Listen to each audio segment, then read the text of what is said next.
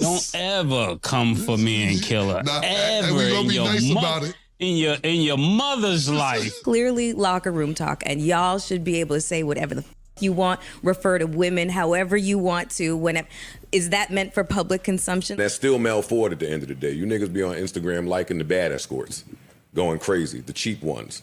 Bitches be 50 and 500 pounds. You niggas in the comments writing shit. Stop playing with niggas up here. I could have went straight to Ice-T, fucked you in the bathroom for $2,000 when you was fucking doing waitressing. I didn't even go there. Considering what we've just been listening to, stories upon stories of women coming forward and talking about the fact that that is not exactly the way that I remember that story. You used to fuck in the bathroom. Stop. You a video vixen. I don't think that's right. Well, who's doing? What's you doing? I don't think that's right. Is there a distinct possibility that there may have been underage girls in that whorehouse? Oh, Hey, come yo, on. This is not what you Yo, I want. promise you all the comments say, ooh. It's like, you Like, picked the wrong people to You with. the wrong one. Because I can't tell you how much I don't care. I couldn't even tell you how much. Only reason and if need be, we will revisit this. If Yeah, need be, we can revisit it. Yeah, but the whole thing, this is screaming desperate and attention. Like, yo, it really is. Are you sure that you want that to be there? Because they're gonna kill you. This is what I said. I don't really want to say the phrase "walk it back." I'll just say I apologize. I should never have made that insinuation. They're absolutely right. And you're right. I do know they did offer grace. Because they could have said something completely differently. I could have went straight to Ice-T, fucked you in the bathroom for $2,000. I stand with Mel on all fronts. That's still Mel Ford at the end of the day. You niggas be on Instagram liking the bad escorts. Now, if I sue y'all niggas for defamation of character, I'm a sucker. Pause. You think you got a lawsuit? Call your lawyer. You got enough lawyers, I think they'll advise you against it. And I don't think niggas' paper is long enough for frivolous lawsuits that they don't have a chance on winning. I was popping off, son. We in the place to be. I got my man Reno RX on the check-in, and we gonna get straight to it, my G. Introduce yourself. Yo, what up, man? It's Reno RX for Flushing Queens, hip-hop artist extraordinaire. I gotta pose a question right now. Is Joe Budden's OVA WHOOPIN? Are you familiar with the term? No, please break that term down to me. All right, there's a cat, J Main. This motherfucker's a comedian, I guess ex-gangbanger, street nigga, young nigga, but he's doing a lot for the children out here. He's got a cereal box. He tells them do their fucking homework. He's a character, but he's got this saying, over whooping. Basically, you're doing too much. You know what I'm saying? Do you think Joe Budden's doing too much, this whole situation? Do you think it was manufactured? Actually, let's start from the top. You know what I'm saying? Now, let's set it off proper style. Now, the whole issue started when Melyssa Ford, I guess, felt that the context of the conversation between Cameron and Mase was kind of brought into question because should that be, I guess, a conversation that's being consumed by the masses. You know what I'm saying? Should that be like fucking mainstream media type of content? Or should that be in the back of the locker room? You know what I'm saying? Where, you know, dudes talk their little bullshit behind the scenes. You know what I mean? But then at the same time, you know, because I did a little intro to the video, you see in the video, he's saying, y'all niggas be, you know what I'm saying? Fucking with the bad escorts and the dirty escorts and the fat escorts and whatever the fuck, you know what I'm saying? Like Melyssa Ford, she's still Melyssa Ford. Da-da-da-da-da. And Cam said what he says, so I'm like, yo, dogs, hold on.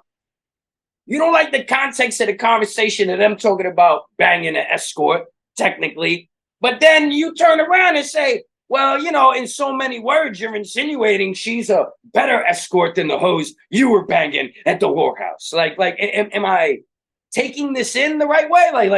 Am I misreading this? Like, what the fuck is going on, son? Yeah, I don't think that in the same at all, Nick. sentence. I don't think you're misreading that at all. I think she super played herself. I think Joe Budden's is playing himself.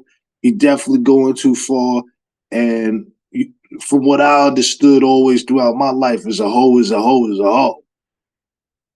Nigga, if you selling Toto for $50 and you doing it on the roof, you in fucking Pebble Beach blowing tops, you know what I'm saying? Or if you getting your ass slammed in the bathroom for 2,000 clams, What's the difference?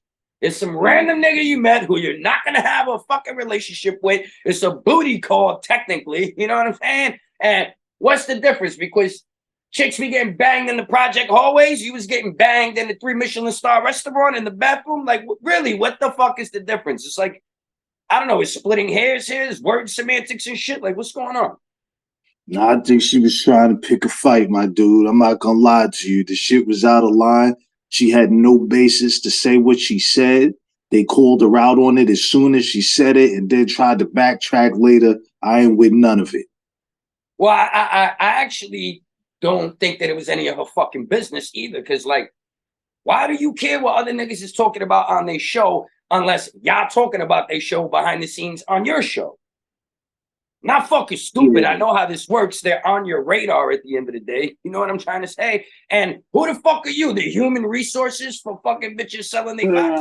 Like, it ain't none of your fucking business if the bitch sells it for $2,000, $50, if she's good, if she's bad, whatever the fuck. You know what I'm saying? Like, how does that work? Nah, she was out of line because they got their own context for their show, and it fit perfectly within that. And for her to even speak on it, it's like, dog, you know what I'm saying? Ain't nobody go into that bathroom and tell her how to take a dick. Leave people alone at their job, bro. Wow. You know what I'm trying to say? And I don't know if, like, maybe Joe Budden's on some diabolical genius type of shit behind the scenes where he's just trying to create content. Because I heard the Cam was saying that, like, y'all don't care about consequences. Y'all don't care about ass whoopings. Y'all don't care about ramifications.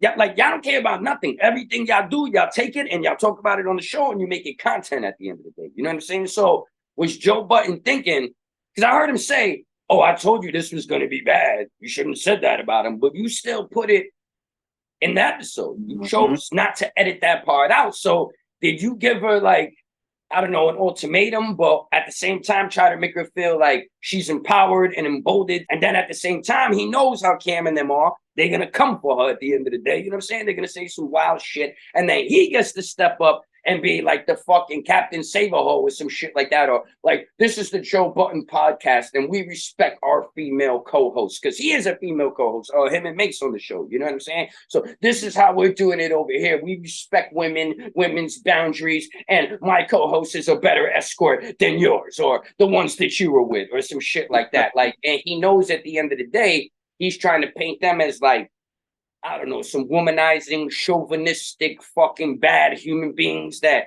take advantage of women in bad positions. And Joe Budden's here with his pom-poms to be a fucking cheerleader for Melyssa.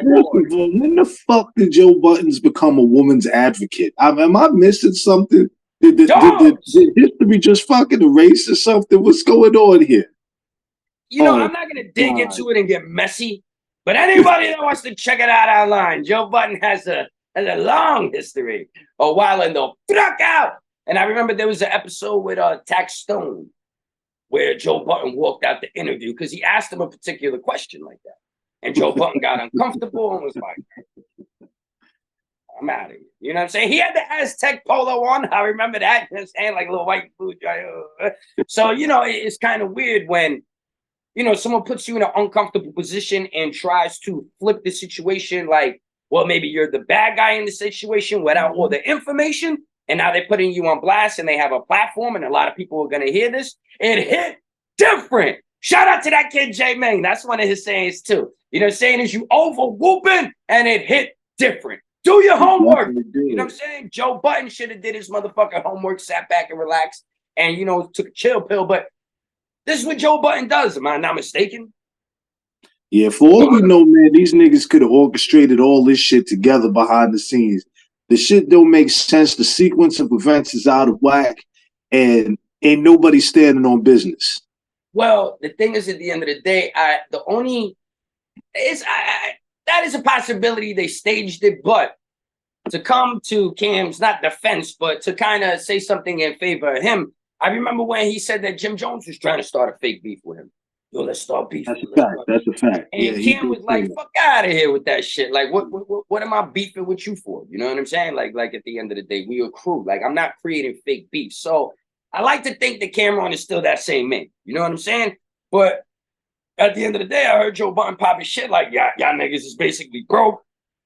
And y'all can't even afford like frivolous legalities like this and shit like that, fall back, whatever. Talking real slick, but I wind up Googling all their net worths, and it seems like, according to Google, that Mase is worth more than everybody. He's about 8 or 9 million. Cam's worth about 6 or 7 million, and so is Joe Budden. So you're relatively all in the same tax bracket, like in your fucking mind. Like what makes you think that you supersede these brothers? But I guess, Joe Budden feels that he's a professional podcaster, and these niggas are just some rappers trying to jump in on something that he created, something that he birthed, and they're profiting off of it without putting in the work. Man, first of all, listen, man, shout out to Cam and Mase, man. I'm gonna rock with them all day because I feel that they're more genuine, always have been. And Baby Stat too. They're doing their thing. Excellent show. Joe Budden's whole thing is he's kind of looking down at people. He's Mr. Professor all the time, trying to kick some knowledge and shit. Studious ass nigga. You do, man. You know what I'm saying? And these niggas, even if they are new in his lane, his quote unquote lane, bro, support the niggas. This is black businesses we talk about. What is all this caddy shit? He's good with the caddy shit, bro. Very, very, very, very good with that at the end of the day. And, Mase and them are in a different lane too. And I think that their show has more of an appeal because motherfuckers love sports. Mm-hmm. Everybody don't want to sit down all day and listen to gossip. You know what I'm saying? You tap in for it. You tap in for some of the drama, some of this, some of that. But, ESPN, this sports radio, all these fucking journalists through the years, the fucking sports section in the newspaper, niggas fuck with sports. So, they got a whole different demographic they tapping into, along with the hip hop shit, along with, the commentary. And then a lot of these athletes and different individuals that they're bringing on their show, that's like a whole different category of guests that Joe Budden doesn't have on his show. And their fans are Cameron and Mase and all them niggas from back in the day. So I just don't get how maybe they feel like they're stepping on their toes a little when they have like a whole different blueprint. And at the end of the day, it's a sports show. What the fuck are you talking about? Is this locker room talk? Don't fucking watch it then, bitch. You know what I'm saying? Human resources for the escort. That's the appeal of this show. The locker room talk. It's a sports show. We want to hear the locker room. We don't want to hear the polished bullshit. That's why, you watch ESPN, whatever the fuck that is, or you watch Cam and Mase because you want to hear a certain type of talk. Number one, I don't give a fuck what these niggas did. Like, that type of accusation, that type of talk, or even insinuation that she made, that shit out of line, bro. Like, there was nothing these niggas did that had any cause for that. And if you just do some simple mathematics, you say, okay, let me Google how old Cameron is. Okay, he said this happened in 1992. Like, within fucking 57 seconds, you realize, he was 15, 16 years old or some shit. If he was banging an older chick, well, let me not put my fellow escort on blast. You know what I'm saying? Where's the motherfucking loyalty in that game? Human resources? You know what I mean? What the fuck is he doing? Trying to jam her up? But, I don't know. And then you see the whole Diddy thing, and I'm sitting there thinking like, okay, is Joe Budden just this diabolical nigga where, it seems like the Me Too shit's going to start again. And Cam and Mase don't really give a fuck about any of that because they live in their life doing what they do and they get down how they get down and they've never done anything like that in their life. So there's no reason for me to be like fucking extra sensitive and watching how I speak. It's a fucking sports show. You know what I'm saying? But at the end of the day, with the Diddy drama, with you trying to defend a woman, with the women being victimized and this and that, he's like playing a stupid game where he's trying to like, I don't know, like cross everything together. You know what I'm saying? Have shit intertangled. You know what I mean?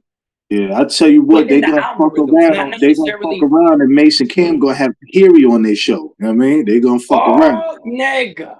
They gonna fuck around. Find out. Okay, here we gonna be giving Cam a motherfucking massage. You don't want to start playing the fucking internet games with niggas like that. But yeah, I thought it was done in poor taste. I thought it was like, I'm leaning towards it was done intentionally. And I'm leaning towards they were trying to paint these brothers as some dick dastardly individuals who are kind of foul and their podcast is blowing up. And maybe we can, you know what I'm saying, get some clout off of taking them down. And that's one less motherfucker in my way.